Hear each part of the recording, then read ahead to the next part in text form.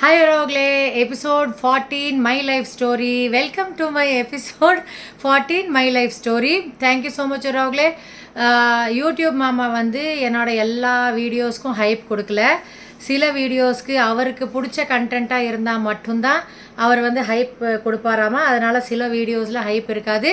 பரவாயில்ல, 100 பேர்த்துக்கு மேலே என்னோடய வீடியோஸ் பார்த்துருக்கீங்கன்னா அதே எனக்கு சந்தோஷமாக இருக்குது.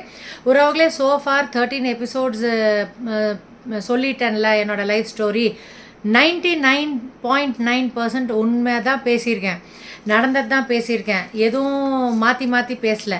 சரியா? அதனால் இப்போ இந்த 14th எபிசோட்லேயும் நிறையா இன்ட்ரெஸ்டிங்கான ஸ்டோரிஸ் எல்லாம் வரும். பாருங்கள், ஃபுல்லாக பாருங்கள். உங்களுக்கு எம்பி தீந்துருது அப்படின்னா 2 நாள் 3 நாள் கொஞ்சம் கொஞ்சமாக கூட பார்த்துக்கோங்க ரோக்லே. 1 மணி நேரம் எபிசோடாக வந்துடுறனால. சோஃபார் 32 ஏஜ் வந்துருச்சு எனக்கு. சரியா? 0 ஏஜ்லேருந்து என்னோடய ஸ்டோரியை சொல்ல ஆரம்பித்து இப்போ வீடு கட்டி முடிக்கும் போது எனக்கு 32 வயசு, இன்னும் 47 வயசு. அப்போ இன்னும் பார்த்துக்கோங்க, இன்னும் 15 வருஷம் ஸ்டோரி வந்து பாக்கி இருக்குது. மேபி 25 எபிசோடு இல்லைனா 30 எபிசோடு வரும்னு நம்புகிறேன். பார்ப்போம், சொல்ல தான் தெரியும் எவ்வளோ எபிசோடு வருது அப்படின்ட்டு. இப்போ வந்து மாரல் ஆஃப் தி ஸ்டோரி வந்து இது வரைக்கும் என்னெல்லாம் மாரல்ஸ் அப்படின்ட்டு ஷார்ட்டாக சொல்கிறேன். நீங்களும் உங்களுக்கு என்ன புரிஞ்சிச்சு, எப்படி இருந்திருக்கலாம் அப்படின்ட்டு நீங்களும் சொல்லுங்கள். ஃபஸ்ட் ஆஃப் ஆல், சின்ன வயசுலேயே இந்த பார்ஷியல்ட்டினால் கொஞ்சம் வந்து ஸ்ட்ரெஸ்லேயே வளர்கிற மாதிரி ஆயிடுச்சு. தம்பிக்கு தான் ரொம்ப இம்பார்ட்டன்ஸ் கொடுக்குறாங்க அப்படின்ட்டு ஒரு மனசில் வந்து இன்ஃபீரியாரிட்டி காம்ப்ளெக்ஸு. தம்பிக்கு தான் ரொம்ப இம்பார்ட்டன்ஸ் கொடுக்குறாங்க, தம்பிக்கு தான் எல்லாம் வாங்கி கொடுப்பாங்க, நம்மளை வந்து பெற்றாங்களா இல்லை பக்கத்து வீட்டில் எங்கேயாச்சும் கடன் குழந்தைய தத்து எடுத்துட்டாங்களா, நம்மளை இவங்க தான் பெற்றாங்களா, நம்ம அம்மா அப்பா தானா, அந்த மாதிரிலாம் எனக்கு தாட்ஸ் வந்துருச்சு ராகுலே. அப்புறம் என்னோடய சைல்ட்ஹுட்டில் ஃபஸ்ட் ஸ்டாண்டர்டில் நடந்த ஒரு இன்சிடெண்ட் சொல்கிறேன். அது மறந்துருச்சு, அது விட்டு போயிடுச்சு. அதுக்கும் என்னோடய தம்பி பர்த்டே செலிப்ரேட் பண்ணதுக்கும் கனெக்ஷன் இருக்குது. என் தம்பிக்கு 4 வயசில் பர்த்டே, நல்ல பெரிய லைட் ப்ளூ கலரில் அந்த பாசி மாதிரி இருக்கும், அதை எடுத்து நம்ம சாப்பிட்டுக்கலாம், சில்வர் கலரில் இருக்கும். அந்த மாதிரி ஒரு கேக்கு கட் பண்ணானா தம்பி. எனக்கு அந்த மாதிரி கேக் கட் பண்ணல. எங்கள் அம்மா அப்பா வந்து இதை வச்சு அவங்க வந்து நெகட்டிவ் கேரக்டரு, அவங்க வந்து அம்மா அப்பாவாக இருக்கிறதுக்கே லாயக்கே இல்லை அப்படிங்கிறதுக்கு நான் சொல்ல வரல அவர்களே. சில சொந்தக்காரங்க தேவையில்லாதெல்லாம் அவர்கிட்ட போய் காதை நரைச்சிட்டு உட்காந்துருக்காங்க. நான் வந்து என்ன சொல்ல வரேன்னா, அன்னோயிங்லி அவங்களுக்கே தெரியாமல் அவங்க வந்து பார்ஷாலிட்டி பண்ணிகிட்டு இருக்காங்க அப்படின்னு அவங்க தெரியாமல் தான் பண்ணாங்க. 2வது, ஒருவேளை இப்படி கால்குலேட் பண்ணியிருப்பாங்க, பொண்ணு கல்யாணம் பண்ணி கொடுக்கணும், நிறையா நகை போடணும், சீர் பண்ணணும், அப்போ நிறையா நகை பண்ணுற மாதிரி இருக்கும். அப்போ நம்ம பையனுக்கு வந்து இந்த மாதிரி பையனை இப்படி நல்லா கேக்கு, அப்புறம் அவன் கேட்குற விளையாட்டு ஜாமானோ அந்த மாதிரி வாங்கி கொடுக்கலாம். பசங்களுக்கு வேறு எதுவும் ஃபங்க்ஷன் கிடையாதுல்ல, கல்யாணம் மட்டும்தானே. அவங்க அந்த மாதிரி எய்மில் போயிருந்துருக்கலாம், அந்த மாதிரி ஒரு இன்டென்ஷனில் இருந்திருக்கலாம். அது எனக்கு வந்து என் வயசுக்கு அது பார்ஷாலிட்டின்னு தோணுச்சு வரவங்களே. அப்போ அந்த பார்ஷாலிட்டிலே இவன் கேக்லாம் கட் பண்ணானா 4 வயசில், நான் ஃபஸ்ட் ஸ்டாண்டர்ட் 6 வயசு ஃபஸ்ட் ஸ்டாண்டர்ட் படிக்கிறேன்ல. அப்போ எங்கள் ஸ்கூலில் வந்து ஃபஸ்ட்டாக ஃபேன்சி ட்ரெஸ் காம்படிஷன் வச்சுருக்காங்க. நான் வந்து ஜவஹர்லால் நேருவா, அதில் ஆனுவல் டேன்னு நினைக்கிறேன், அதில் நான் ஜவஹர்லால் நேருவா ட்ரெஸ் பண்ணியிருக்கேன். தொப்பி வச்சு ஒரிஜினல் ரோஸ் வச்சு பைஜாமா ட்ரெஸ்லாம் போட்டு எங்கள் அம்மா தைச்சாங்களா வாங்கினாங்களான்னு ஞாபகம் இல்லை, அம்மா தான் ரெடி பண்ணி விட்டாங்க, அது ஞாபகம் இருக்குது. ஸ்டேஜுக்கு பின்னாடி நிற்க சொல்லிட்டாங்க. அப்புறம் பேர் கூப்பிட்டோன்னா வரணும், வந்து ஒரு டயலாக் ஏதோ சொல்லி கொடுத்துருந்தாங்க. I am Pandit Jawaharlal Nehru, prime minister of India, அந்த மாதிரி ஏதோ சொல்லி கொடுத்துருந்தாங்க. அப்போ நான் அதை திருப்பி ரீகால் பண்ணிகிட்டு இருந்தேன். அப்புறம் பிஸ்கெட் கொடுத்தாங்க, பிஸ்கெட்டும் ஜூஸ் அந்த மாதிரி ஏதோ கொடுத்தாங்க போல் இருக்குது குழந்தைங்களுக்கு. சரின்ட்டு அதை குடித்தேன்ல, குடிச்சிட்டு அந்த டயலாகையும் மறந்துட்டேன் போல் இருக்குது. அப்புறம் அந்த தொப்பி வந்து ஏதோ குழந்தைங்க தட்டி விட்டு எங்கள் அம்மா தான் ஹேர் பின்னில் சரியாக பின் பண்ணல, அதை சேஃப்டி பின்லேயோ ஹேர் பின்லேயோ பின் பண்ணியிருக்கணும், எங்கள் அம்மா பண்ணல. அது ஏன் மிஸ்டேக் கிடையாதுல்ல. ஆனால் அது கரெக்டாக ஸ்டேஜில் கூப்பிடும்போது நான் டயலாகும் சரியாக பேசலை, தொப்பி விழுந்ததும் எனக்கு தெரியாதுல்ல, மண்டையில் வெயிட்லெஸ்ஸாக இருந்திருக்கு, அது விழுந்தது தெரியல. அப்புறம் எல்லோரும் ஆப்போசிட்டில் இருக்கவங்க சிரிக்கிறாங்க, நான் சைலண்ட்டாக நிற்கிறத வச்சோ டயலாக் மறந்ததை வச்சோ சிரிக்கிறாங்க. தொப்பி இல்லை அதனால் சிரிக்கிறாங்க போல் இருக்குது, தொப்பி இல்லை டயலாக் டெலிவரி இல்லைன்ட்டு. அப்போ எனக்கு ஷேமாக போயிடுச்சு. அப்புறம் ஸ்டேஜ் ஃபியர் வந்துருச்சு. ஐயோ இனிமேல் நம்ம ஸ்டேஜே ஏறக்கூடாது, நம்மளால் முடியாது அப்படிங்கிற மாதிரி ஆயிடுச்சு. அப்புறம் திருப்பி பேக் ஸ்டேஜ் வந்ததுக்கப்புறம் எங்கள் அப்பா வந்து திட்டுறாரு, பயங்கரமாக திட்டுவார். எங்கள் அப்பா அடிப்பார், திட்டுவார். அவங்கள பொறுத்தளவுக்கு எப்படின்னா, அவங்க ஒரு ஃப்ரேம் பண்ணி வச்சுருப்பாங்களே மைண்டில், இதை பண்ணணும், பொண்ணுன்னா இதை பண்ணணும், நம்ம இதை பண்ண வைக்கிறோம், அதில் வந்து சக்ஸஸ் ஆகிட்டேன்னா நல்ல குழந்த, சக்ஸஸ் ஆகலைன்னா கெட்ட குழந்த. பையன் வந்து எதை பண்ணாலும் கரெக்டு, பையன் வந்து எது பண்ணாலும் தப்பெல்லாம் கிடையாது, எதை பண்ணாலும் தப்பே பண்ணால் கூட அவன் கரெக்டு அப்படிங்கிற மாதிரி அந்த மென்டாலிட்டிலையும் அவங்க இருந்தாங்க. ஏன்னா அவங்களோட அந்த பிக்கானேரில் நான் ஸ்கூல் படிச்சுட்டு இருந்தேன்ல, அங்கெல்லாம் வந்து பையன் பிறந்தா லட்டு கொடுப்பாங்க, பொண்ணு பிறந்தா சைலண்ட்டாக இருக்கும் அந்த வீடு, பொண்ணு பிறந்தா அது ஒரு சாபம் மாதிரி நினைப்பாங்க. பையன் பிறந்தால் லட்டு பயங்கரமாக செலிப்ரேட் பண்ணுவாங்க, ஃபங்க்ஷன்லாம் வைப்பாங்க, அந்த ஊஞ்சலெல்லாம் போட்டு ஃபங்க்ஷன்லாம் வைப்பாங்க. அதெல்லாம் எங்கள் அப்பா அம்மா பார்த்து பார்த்து அந்த மாதிரி பையன் கிரேட்டுன்னு நினச்சாங்களா என்னன்னு தெரியல. ஆனால் மேபி வந்து ஃப்யூச்சரில் பொண்ணுக்கு செலவு பண்ணுறனால அப்படியும் நினச்சி அவங்க வளர்த்து இருந்திருக்கலாம். ஆனால் ஃபேன்சி ட்ரெஸ்ஸில் நான் போய் ஸ்டேஜில் நின்று கரெக்டாக சொல்லலை, அதுக்கு வந்து திட்டுறது அடிக்கிறதெல்லாம் தேவையில்லாது தானே. ஆனால் என் தம்பி ரொம்ப ஷையாக தான் இருப்பான். அவன் யார்கிட்டையாச்சும் பேர் சொல்ல வைக்கல அப்படின்னா அதை வந்து சின்ன பையன் அந்த மாதிரி விட்டுருவாங்க. அவன் கொஞ்சம் ஷை டைப்பு, அவன் அப்படி தான் வெக்கப்படுவான் அப்படின்ட்டு அவனுக்கு சப்போர்ட் பண்ணிவிட்டு விட்டுருவாங்க ஒரு அவங்களே. இது பார்ஷியாலிட்டி நடந்துட்டு இருந்துச்சு. இது ஒரு இன்சிடெண்ட் திடீர்னு ஞாபகம் வந்துச்சு, சின்ன குழந்தையில நடந்தது, அது சொன்னேன். அதனால் நம்ம வந்து எந்த குழந்தையும் அவங்க வந்து பார்ட்டிசிபேட் பண்ணதில் ஏதாச்சும் தப்பு பண்ணிட்டாங்கன்னா நம்ம அதை டிஸ்கரேஜ் பண்ண தேவையில்லை, அடுத்த தடவை பார்த்துக்கலான்னு என்கரேஜ் பண்ணலாம். நான் வந்து என்னையே செல்ஃப் மோட்டிவேட் பண்ணிவிட்டு, எனக்கு தெரிஞ்சு 8th or 9th ஸ்ரீநகரில் தான் நினைக்கிறேன், ஏதோ ஒரு ஸ்பீச் காம்படிஷன், அதில் வந்து அந்த ஸ்டேஜ் ஃபியரை நான் அதை வந்து ஓவர் கம் பண்ணணும் அப்படின்ட்டு ஸ்டேஜில் போய் ஏதோ நம்ம சுதந்திர தினத்தை வச்சோ ஏதோ டாபிக் வச்சு பேசணும். அது நான் வந்து போய் பேசினேன். 9th or 10th ஏதோ படிக்கும்போது, 9th வரைக்கும் தானே ஸ்ரீநகரில் இருந்தோம். அப்போ போய் நான் ஸ்டேஜில் நின்று பேசினேன், தைரியமாக பேசினேன், எதுவும் மறக்காமல் பேசிட்டு கீழே இறங்கி வந்தேன். கிஃப்டெல்லாம் எதுவும் கிடைக்கல, ப்ரைஸ் எல்லாம் கிடைக்கல, ஆனால் நான் பேசிட்டு வந்துட்டேன். அப்போ எனக்கு அந்த ஸ்டேஜ் ஃபியர் வந்து நான் ஸ்டேஜ் ஃபியரில் இருந்ததை நானே அதை நம்மளை திருத்திக்கணும்னு நான் பண்ணது தான், வேணுன்ட்டே பார்ட்டிசிபேட் பண்ணது தான்.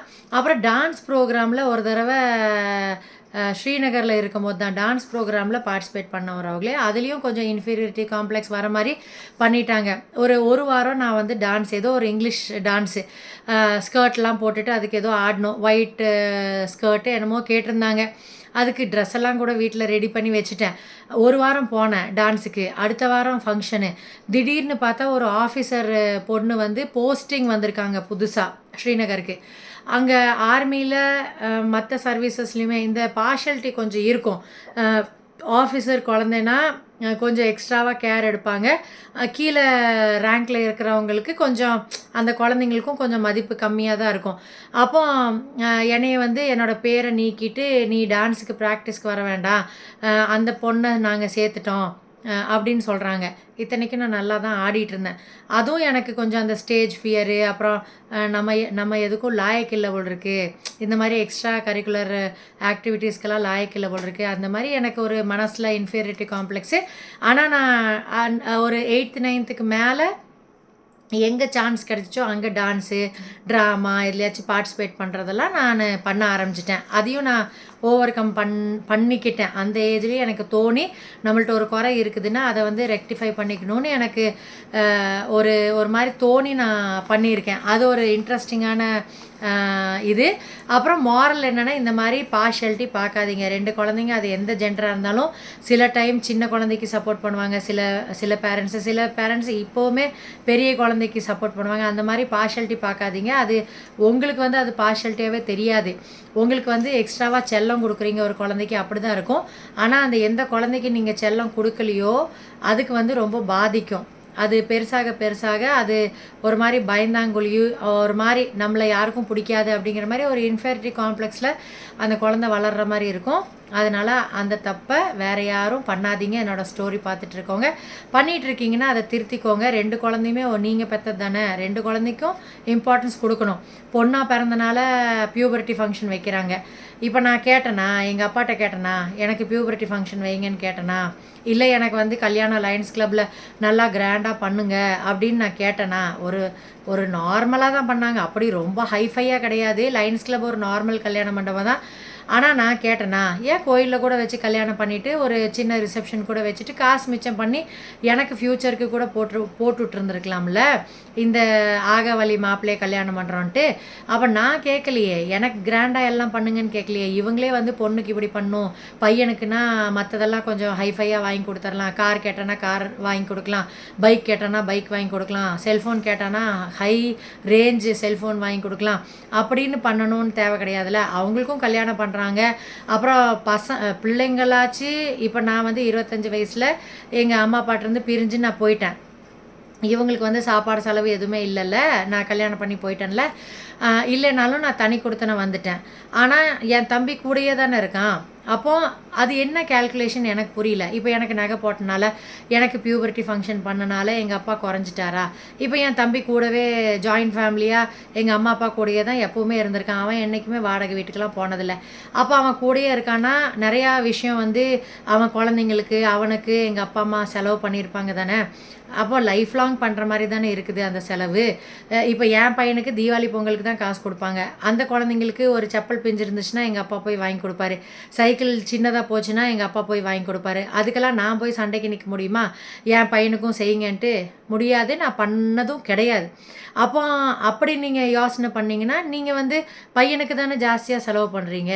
அப்படி எதுக்கு நீங்கள் பைசா செலவு பண்ணுறதுக்குன்னு நீங்கள் பார்க்குறீங்க? அப்புறம் ஃபியூனரலுக்கு வந்து பையன்தான் மொட்டை அடிப்பான், பையன்தான் நம்மளுக்கு கொல்லி வைப்பான் அப்படின்னு நினைக்கிற பேரண்ட்ஸ்க்கு ஒன்றே ஒன்று தான் சொல்கிறேன். இப்போ பையன் இருந்தாலும் பொண்ணு இருந்தாலும் அவங்க வராமல் விட்டுட்டாலும் உங்கள் ஃபியூனரல் பெட்டில் வந்து அங்கே லீவர் புல் பண்ணுறது வந்து அங்கே வேலை செய்கிற அந்த கிரிமட்டோரியத்தில் வேலை செய்கிற ஆள் தான். பையனோ பொண்ணோ உங்களுக்கு வந்து வரலைனாலும் உங்கள் கட்டை வெந்துடும். அப்புறம் மெயினாக வந்து பசங்க மொட்டை அடிக்கிறாங்கல்ல, பிள்ளைங்க எதுவும் மொட்டை அடித்தது கிடையாது. இப்போ தான் கிரிமட்டோரியம் வரைக்கும் போயிருக்கோம். நான்லாம் எங்கள் அம்மாவோட லாஸ்ட்டு மொமெண்ட் வரைக்கும் கூட தான் பார்த்துட்டு தான் இருந்தேன். என் தம்பி இப்போ ஜென்ஸ் மொட்டை அடிக்கிறாங்க. சப்போஸ் அம்மாவோ அப்பாவோ இறந்ததுக்கு ஒரு காதை வெட்டிக்கணும், ஒரு கையை வெட்டிக்கணும், ஒரு விரலை வெட்டிக்கணும் அப்படின்னு ஏதாச்சும் சாங்கே வச்சுருந்தாங்கன்னா எந்த பையனாச்சும் பண்ணியிருப்பானா? பண்ண மாட்டான்ல. முடி வந்து வளர்ந்துரும் அப்படின்னு தானே சரி பரவாயில்லன்னு கொடுத்துட்டு வராங்க. அதுவும் சில பேர் கொடுக்க மாட்டாங்க, சில பேர் மொட்டை கூட அடிக்க மாட்டாங்க. அதனால இந்த பையன் பொண்ணு இந்த பார்ஷியாலிட்டி எல்லாம் வந்து என்னோடய கதையோடு முடிஞ்சிடட்டும் அப்படின்ட்டு சாமிகிட்டையும் ப்ரே பண்ணுறேன், பேரண்ட்ஸ்டையும் ப்ரே பண்ணுறேன். அப்புறம் கல்யாணம் பண்ணி கொடுத்தீங்கன்னா ஒரு செகண்ட் மாரல் என்னோடய ஸ்டோரியிலேருந்து என்னென்னா, நீங்கள் வந்து கல்யாணம் பண்ணி கொடுக்குறீங்க லவ் மேரேஜ் அப்படின்னா, பையன் லவ் மேரேஜ் பண்ணாங்கன்னா அவங்களோட அந்த மருமகளாக வர அந்த பொண்ணை வந்து பிடிக்குதோ பிடிக்கலையோ பையனுக்கு பிடிச்சிருக்குன்ட்டு அக்செப்ட் பண்ணிக்குவாங்க. ஆனால் பொண்ணு லவ் மேரேஜ் பண்ணாங்கன்னா எப்போவுமே அந்த பையனை வந்து ஒரு டம்மி பீஸ் மாதிரியே நினச்சி வச்சுட்டே இருப்பாங்க. அவன் எவ்வளோ பெரிய ஆளாக இருந்தாலும் டம்மி பீஸ், சம்பாதிக்கிறவனாக இருந்தாலும் சரி சம்பாதிக்காமல் இருந்தாலும் சரி அவனை ஒரு டம்மி பீஸ் மாதிரியே நினைப்பாங்க. அது எதுக்கு நினைக்கிறாங்கன்னு தெரியல. பொண்ணு லவ் பண்ணியிருக்கு, கல்யாணம் பண்ணியிருக்கு, ஓடி போய் கல்யாணம் பண்ணாலும் சரி அரேஞ்ச் மேரேஜ் பண்ணாலும் சரி அந்த மாப்பிள்ளைக்கு நான் பார்த்த வரைக்கும் மதிப்பு இருக்கிறது இல்லை. அது ஏன் மதிக்க மாட்டேங்கிறாங்க? உங்களுக்கு பஜ்ஜி சொஜ்ஜி செலவில்லை, நிச்சயதார்த்தத்துக்கு செலவில்லை, டைரெக்டாக கல்யாணம் தான் என் கேஸில் நடந்துச்சு. உங்களுக்கு எவ்வளோ காசு மிச்சம் தானே. அப்புறம் எங்கள் ஊரில் ஏதாச்சும் ஒரு பையனை பார்த்து கல்யாணம் பண்ணி வச்சுருந்தாங்கன்னா 100 பவுன் போடணும், ஸ்கூட்டி வாங்கி கொடுக்கணும், கேஷ் கொடுக்கணும். இந்த மாதிரிலாம் டவுரி வந்து எங்கள் அம்மா அப்பாவுக்கு கொடுக்க வேண்டிய அவசியமே படலை. இத்தனைக்கும் பாத்திரம் பண்டம் மட்டும்தான் வாங்கி கொடுக்கல, மற்றதெல்லாம் பண்ணாங்க, பாத்திரம் பண்டம் வாங்கி கொடுக்கல. ஏன்னா தனி கொடுத்தனம் போகும்போது வாங்கி கொடுக்குறேன் அப்படின்னு சொன்னாங்க. அப்புறம் தனி கொடுத்தனம் வந்ததுக்கப்புறமே எங்கள் அம்மா ஸ்டவ் மட்டும் கொடுத்தாங்க, கொஞ்சம் கரண்டி தட்டுக்கிட்டு அவங்களுக்கு எது எக்ஸ்ட்ரா இருந்துச்சோ வீடு காலி பண்ணி போகும்போது அதை கொடுத்துட்டு போனாங்க. மற்றபடி ஃப்ரிட்ஜு கொடுத்தாங்க. ஃப்ரிட்ஜ் வந்து ஒரு கால் இல்லாத ஃப்ரிட்ஜு, அது வந்து கொஞ்சம் லீக்கும் ஆகும். அந்த மாதிரி அவங்க எதெல்லாம் வந்து புது வீட்டில் போய் வேறு புதுசு வாங்குறாங்களோ இவங்களுக்கு எது ஆகலையோ அதை தான் ஏன்ட்ட தள்ளி விட்டாங்க. ஆனால் எனக்கு அந்த ஸ்டேஜ் ஆஃப் லைஃப்பில் வந்து அதே பெருசாக இருந்துச்சு. ஃப்ரிட்ஜ் இருந்தால் போதும் அப்படின்ட்டு இருந்துச்சு. அதனால நான் ரொம்ப வருஷம் அதை தான் யூஸ் பண்ணிகிட்டு இருந்தேன். அப்போ நான் தான் எனக்கு வேண்டி பாத்திரம் என்ன தேவையோ, எனக்கு டிவி எல்இடி பிடிச்சிருக்கா, ஃப்ரிட்ஜ் டபுள் டோர் பிடிச்சிருக்கா, எனக்கு என்ன லைஃப்பில் வந்து தேவைப்பட்டுச்சோ, எனக்கு எங்கள் அம்மா அப்பா சப்போர்ட் பண்ணாங்களோ இல்லையோ, சில இடத்துல எங்கள் அம்மா அப்பா சப்போர்ட் பண்ணாமல் போயிட்டாங்கல்ல, அந்த இடத்துலலாம் ஆண்டவன் எனக்கு எப்போவுமே சப்போர்ட்டுக்கு நின்றுருக்கான். என்னைய யார்கிட்டையுமே 18 வயசுக்கு மேலே எந்த ஆம்பளையும் அப்பாவையோ தம்பியோ புருஷனையோ யாரையுமே டிபெண்ட் பண்ணாமல் இண்டிபெண்ட்டாக இன்றைக்கி வரைக்கும் வச்சுருக்கேன். அதுக்கே நான் ஆண்டவனுக்கு வந்து நன்றி தான் சொல்லணும். சில டைம் டவுட் வரும், ஏன் எல்லா பிரச்சனையும் எனக்கு ஏன் கொடுக்குற, எக்ஸுக்கும் கொஞ்சம் கூட அப்படிங்கிற மாதிரி இருக்கும். இல்லைன்னா என்னோடய ஹேட்டர்ஸ், என்னோடய முதுகில் குத்துறவங்க அவங்களுக்கும் கொஞ்சம் கூட அப்படிங்கிற மாதிரி இருக்கும். ஆனால் பரவாயில்ல, என்னை வந்து ஸ்ட்ராங் ஆக்கியிருக்காரு. யாரை நம்பணும், யாரை நம்பக்கூடாது, யார் உன் கூட லாஸ்ட் வரைக்கும் வருவா, யார் வரமாட்டாங்க, எல்லாமே உறவுகளை பற்றி லைஃப்பை பற்றி எனக்கு வந்து என்னோடய லைஃப்பில் நடந்த எல்லா இன்சிடெண்ட்டும் எனக்கு சொல்லி கொடுத்துருக்கு உறவுகளே. இந்த 2 மாரல் நீங்கள் வந்து மைண்டில் வச்சுக்கோங்க. 3வது இண்டிபெண்ட்டாக இருங்க. லேடிஸ் வந்து கல்யாணம் பண்ணுறீங்களா, எந்த வேலையில் இருந்தாலும் சரி, அந்த வேலையை கன்சீவ் ஆகி டெலிவரிக்கு அப்புறம் நீங்கள் லீவ் எடுத்துகிட்டு திருப்பி போக ஆரம்பிச்சிருங்க. குழந்தைக்கு வேண்டின்ட்டு உங்களோட கரியரை விடாதீங்க. அதே நேரத்தில் ஃபேமிலியை விட வேண்டாம். அம்மா அப்பா மாதிரி பார்த்துக்கிற மாமனார் மாமியாராக இருக்கிறாங்க, நல்லா கேர் பண்ணுறாங்கன்னா அவங்கள தொந்தரவு பண்ணாமல் அவங்களுக்கு நல்ல பிள்ளையாக இருங்க. மாமனார் மாமியார் நம்ம சாகிற வரைக்கும் கூட வரமாட்டாங்க. எப்படி இருந்தாலும் ஒரு 10 வருஷம் 15 வருஷம், அவங்க எப்படி இருந்தாலும் ஒரு 20 வருஷத்துலையாச்சும் இறந்துட போகிறாங்க. அதுக்கப்புறம் நீங்கள் ஃபோட்டோவில் தான் அவங்கள பார்க்க போகிறீங்க. அதனால் இருக்கிற மாமனார் மாமியாரை அப்பா அம்மாவுக்கு ஈக்குவலாக ட்ரீட் பண்ணுங்கள். நானும் அதுதான் பண்ணேன் உறவுகளே. ஆனால் எனக்கு அதுக்கு பனிஷ்மெண்ட் தான் கிடச்சிச்சு. நான் சொன்னேன்ல, தனி கொடுத்தனம் வந்தேன். கல்யாணம் பண்ணதுக்கப்புறம் கூட, கல்யாணம் பண்ணி முடித்ததுக்கப்புறம் ஒரு தீபாவளிக்குமே, என்னோடய கல்யாணம் முடிஞ்சதுக்கப்புறம் ஒரு தீபாவளிக்கு எங்கள் அம்மா அப்பா 3 ரூபா 5 ரூபா அந்த மாதிரி காசு கொடுப்பாங்க. தீபாவளிக்கு பொங்கலுக்கு மட்டும் வந்து வச்சுட்டு போவாங்க, அந்த காசு கொடுக்கணும்ல அப்படின்ட்டு. அப்போ நான் அதில் சேர்த்தி எனக்கு பிருத்திவி பிறந்ததுக்கப்புறம் பிருத்திவிக்கு எக்ஸுக்கு அவங்க அம்மா அப்பாவுக்கு எங்கள் அம்மா அப்பாவுக்கு அதில் கூட எங்கள் அம்மா அப்பாவுக்கு 800 வேஷ்டி சட்டை வாங்கினா மாமனாருக்கும் 800 வேஷ்டி சட்டை பாவனால தான் வாங்குவேன். பாவனாக்காரங்கள்ட்ட கேட்டாலே தெரியும், சூலூரியன்ஸு. நான் அவங்கள்ட்ட தான் ஃபுல்லாக பர்ச்சேஸ் பண்ணுவேன். அப்புறம் எங்கள் அம்மா கொஞ்சம் மாநரமாக இருப்பாங்க, அதனால அவங்களுக்கு தகுந்த மாதிரி சாரீ. எங்கள் மாமியார் நல்லா ஃபேராக இருப்பாங்க, அவங்களுக்கு நல்லா ரெட்டு க்ரீனு அந்த மாதிரி நல்லா டார்க் கலர்ஸ் அவங்களுக்கு நல்லா இருக்கும்ல போட்டால், அந்த மாதிரி வாங்கிட்டு போய் கொடுப்பேன் அவங்களே. ஆனால் எங்கள் மாமியார் வந்து ஒரு நாள் கூட, எனக்கு தெரிஞ்சு ஒரு 2 இல்லைன்னா 3 வருஷம் 3 வருஷம் வாங்கி கொடுத்துருப்பேன்னு நினைக்கிறேன் ட்ரெஸ்ஸு. ஆனால் மாமனாரும் நான் போட்டு பார்த்தது கிடையாது அந்த பட்டு சட்டையை வேஷ்டியை. எங்கள் மாமியாரும் அந்த சாரியை கட்டி நான் பார்த்ததே கிடையாது. கேட்டால் மச்சாண்டார் வாங்கிட்டு வர சாரீ பூனம் சாரியாக இருக்கும். அவங்க வந்து ஒரு 200 300 அந்த மாதிரி வாங்கிட்டு வருவாங்க. நான் வந்து மாமனார் மாமியாருக்கு ஒருத்தருக்கும் 800 1000 போட்டு எடுத்துகிட்டு போவேன். ஆனால் அவங்களுக்கு வந்து இது என்ன நூல் புடவை எடுத்து காட்டன் சாரீஸ் இருக்கும்ல உறவுகளே, அது வாங்கிட்டு போவேன். நல்லா கிளாஸாக இருக்கும், புதுசாக தான் வந்திருக்கும். அம்மாவுக்கும் அதே தான் எடுப்பேன், அவங்களுக்கும் சேம் தான் எடுப்பேன். மெட்டீரியலு கலர் மட்டும்தான் வேறு. ஆனால் மாமியார் என்ன சொல்லும், இவங்க வாங்கிட்டு வர பூனம் சாரீ தான் ரஃப்யூஸ்க்கு போடுறதுக்கு நல்லா இருக்குது, தீபாவளி அன்றைக்கி அதுதான் கட்டுவாங்க, கட்டிட்டு இதுதான் நல்லாயிருக்கு, பூனம் சாரீ தான் நல்லாயிருக்கு, நீ எடுத்துகிட்டு வந்த காட்டன் சாரீ அது அப்புறம் பார்க்கலாம், அப்புறம் கட்டிக்கலாம், அந்த மாதிரி தான் சொல்லுவாங்க. அப்புறம் 2வது வருஷமோ 3வது வருஷமோ நான் வாங்கி கொடுத்துட்டு, அதுக்கு மேலே என்கிட்ட காசும் இல்லை, நான் தனி கொடுத்தனும் வந்தாச்சு. அதுக்கப்புறம் நான் அவங்களுக்கு வாங்கியும் கொடுக்கல. ஆனால் அவங்களோடது வந்து பிருத்திவி பிறந்து அந்த தனி கொடுத்தனம் வரத்துக்கு முன்னாடி எனக்கு ஞாபகம் இல்லை கரெக்டாக. ஆனால் 1.25 வயசில் நான் தனி கொடுத்தனம் வரேன். 1 வயசு ஆயிடுச்சா இல்லை 11 மாதம் ஆச்சா என்னன்னு ஞாபகம் இல்லை வரவங்களே. ஆனால் அவங்களுக்கு வந்து 60ஆம் கல்யாணம் வந்துச்சு. 60ஆம் கல்யாணம் பண்ண அந்த ஏஜ் வந்துச்சு. அப்போ நான் என்ன பண்ணேன், வெயிட் பண்ணி பார்த்தேன். எனக்கு வந்து நான் பார்த்துருக்கேன், நிறையா தாத்தா பாட்டிக்கெல்லாம் எங்கள் ஊரில் கல்யாணம் பார்த்துருக்கேன், 60ஆம் கல்யாணம். அப்போ பேச்சு அடிபட்டுட்டு இருந்துச்சு. மாமனார் மாமியார் வந்து பேசிகிட்டு இருந்தாங்க, பண்ண வேண்டாம், எதுக்கு காசு செலவு பண்ணோம். அந்த டைமில் தான் கடையும் கொஞ்சம் டல்லாக போயிட்டு இருந்துச்சு. அவர் ரிட்டையர் ஆகிட்டு பணத்தை என்ன பண்ணாருன்னு எனக்கு ஞாபகம் இல்லை.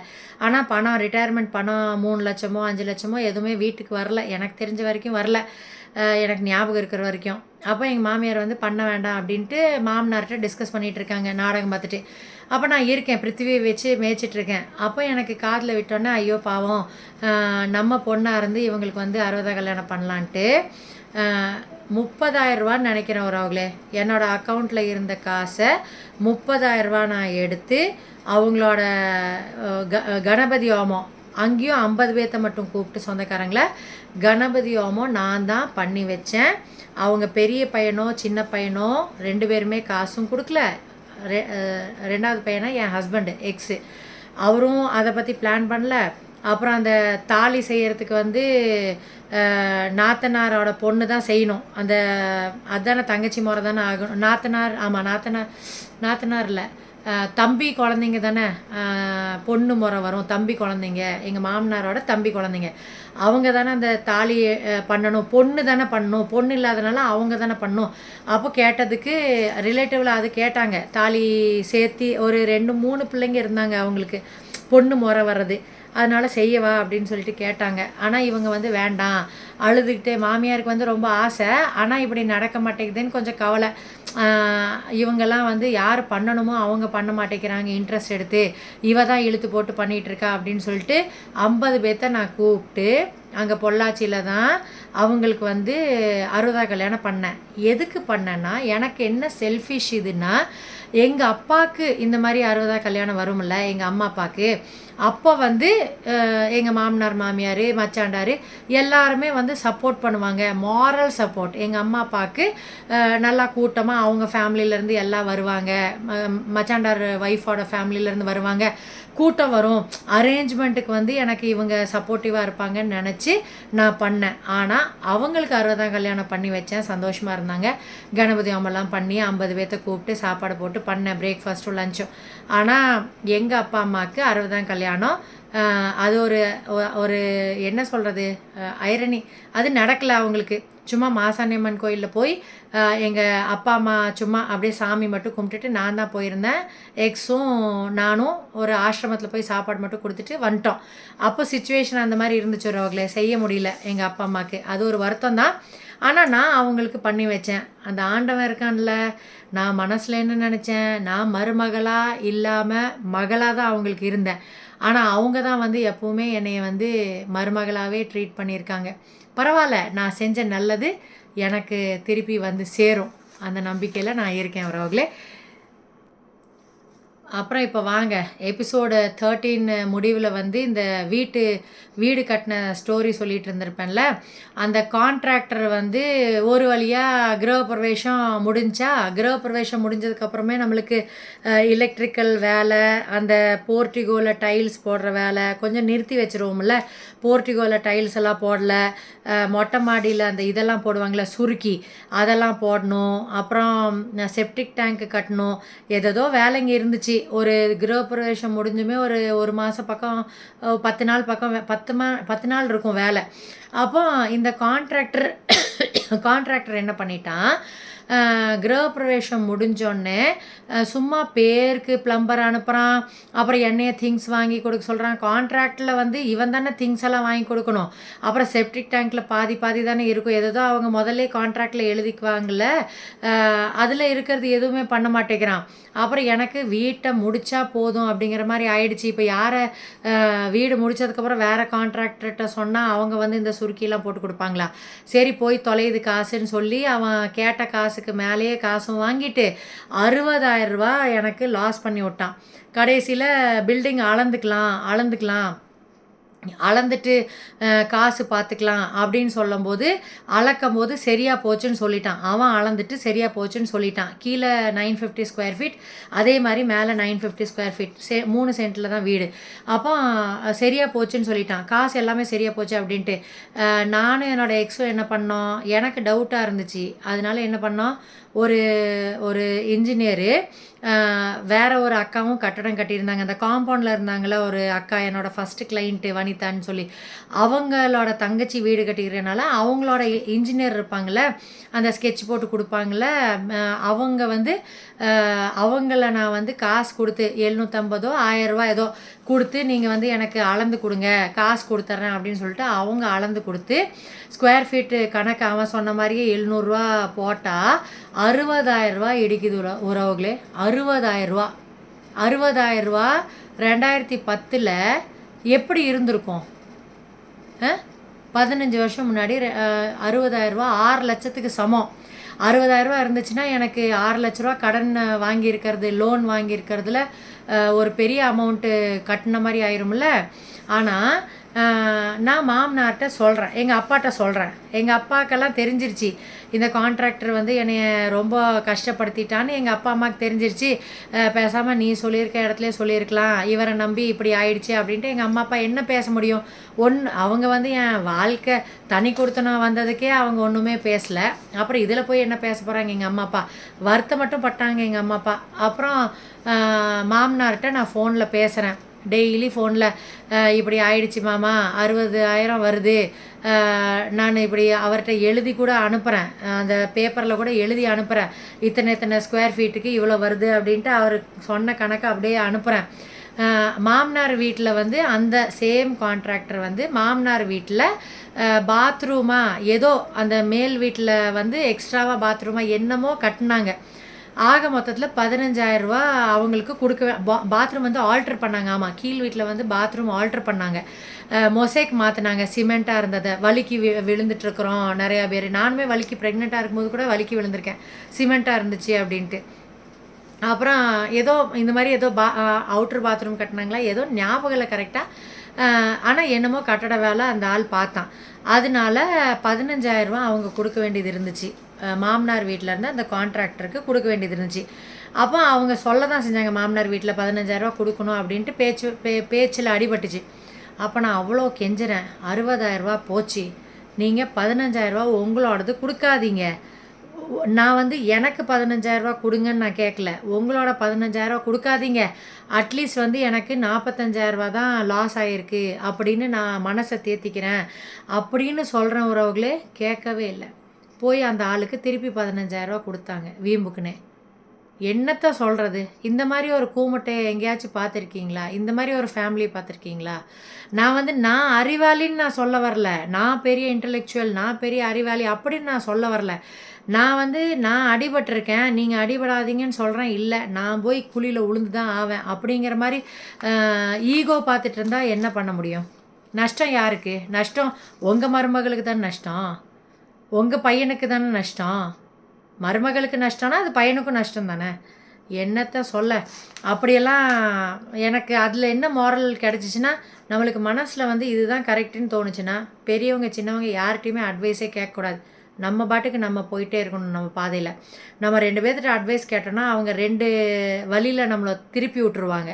அப்புறம் நஷ்டம் நம்மளுக்கு தான் ஆகும். அந்த சொல்லி கொடுத்தவங்களுக்கு நஷ்டம் கிடையாது, நம்மளுக்கு தான் நஷ்டமாகும். அதனால் நம்ம மனசில் என்ன தோணுதோ, நம்ம ஃப்யூச்சர் பிளான்ஸ் என்ன பிளான் பண்ணியிருக்கோமோ அது நம்மளே வந்து எக்ஸிக்யூட் பண்ணிக்கலாம். வேறு யாரோட ஷோல்டரில் உட்காந்து நம்ம ஷூட் பண்ணணுன்னு அவசியமே கிடையாது. அதுதான் நான் என்னோடய லைஃப்பில் சோஃபார் வந்து கற்றுக்கிட்ட இந்த 3 மாரல்ஸ் வந்து ஞாபகம் வச்சுக்கோங்க எப்போவுமே உறவுகளே.